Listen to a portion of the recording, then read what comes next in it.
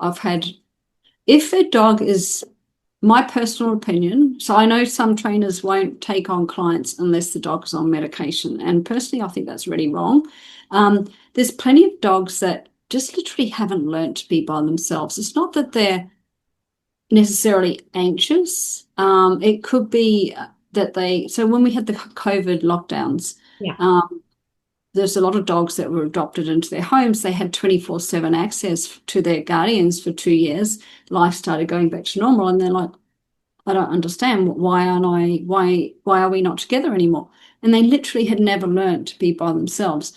And if they're normal, robust, confident dogs, and that's their only issue, I don't necessarily think they're candidates for medication. They may be if we got up to a point in a program and they got stuck and they weren't progressing and they were going backwards and they were regressing or plateauing, and we just needed something to get them moving again. Although in that instance, I would probably be looking at maybe a herbal natural remedy first, and then maybe look at medication thereafter if we really were stuck. However, dogs with generalized anxiety, like I mentioned, the ones that are living in fight flight 24/7, I think it's a kindness to put them on some sort of meds, simply because can you imagine living with that feeling all the time?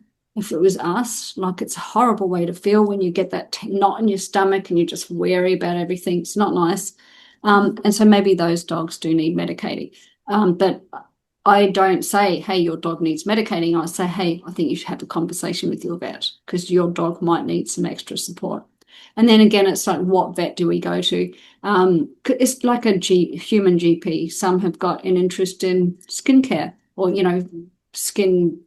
skin issues. Others might be men's health or women's health or nutrition or what have you. And it's the same with vets. They've got things that they're more interested in. So you want to get to a vet that understands how to properly medicate a dog.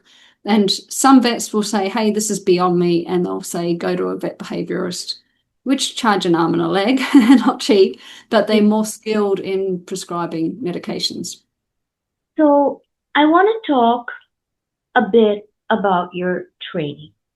Um, First of all, I have to say that I think I don't know how we will talk about it because what you're dealing with is not behavior. You're dealing with emotions. So I think this training in my mind, I mean, it's a whole different way of approaching, your pet. So first of all, how do you train? Can you train remotely? You sitting in Australia and we need help in the US, in UK, in China. How do we do this? How can we get our puppies or oh, by the way, before you say that, puppies. Before I forget, this question was on my mind. So let's say someone wants to adopt a pet, a dog from a shelter, and he's about 5 years, 6 years old. So he's already an adult dog. You bring him home, and you're all happy and everything, but now you realize they're dealing with this separation problem. Is it too late to train a dog at that age? Is it better when they're puppies? I do want to know that because Yeah, that. yeah. I've had 10-year-old clients. So yeah, no, you can definitely.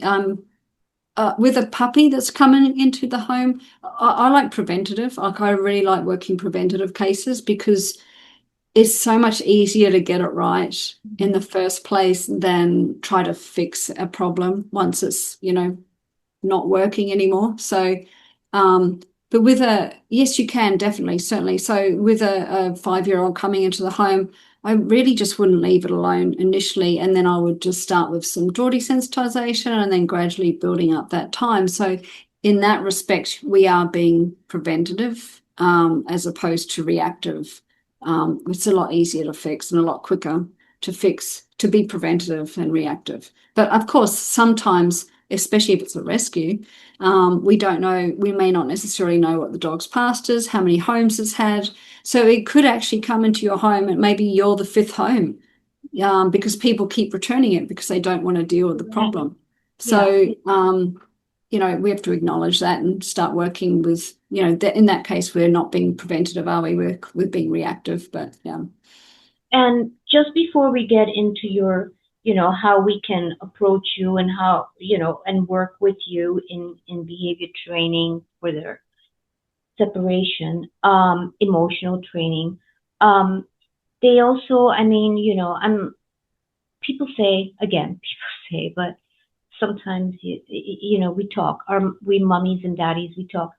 Don't, I hear this quite often. Don't just get one doggy. If you go to shelter, come home with two so they have company with each other.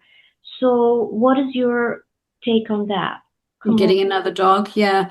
So it depends. So some dogs, they just want another creature with them. Doesn't even have to be a dog, it could be a cat. So it really is going to depend on the dog. Some dogs will be happy with another dog. Some dogs, it's not another dog or another animal, it's the human they want. Right. And so it really does depend. If you had two older dogs and one of them passed, and then all of a sudden the one that remains suddenly gets separation related behaviors, then yeah, that might be a good case of getting another dog to keep it company. It's if it was literally triggered by the death of the other dog. So Right. um, if your dog has separation anxiety and someone says, "Hey, get another dog," I would be saying, "Well, do you want another dog? If you don't, do the training. If you do, yeah, sure. There's plenty of rescues. They're always looking for fosters. Help them out. You're helping out a foster to foster. If your dog gets on with the new dog, that's great. If they don't get on very well or they're not the right fit into your household, then you could maybe try another foster, foster to adopt.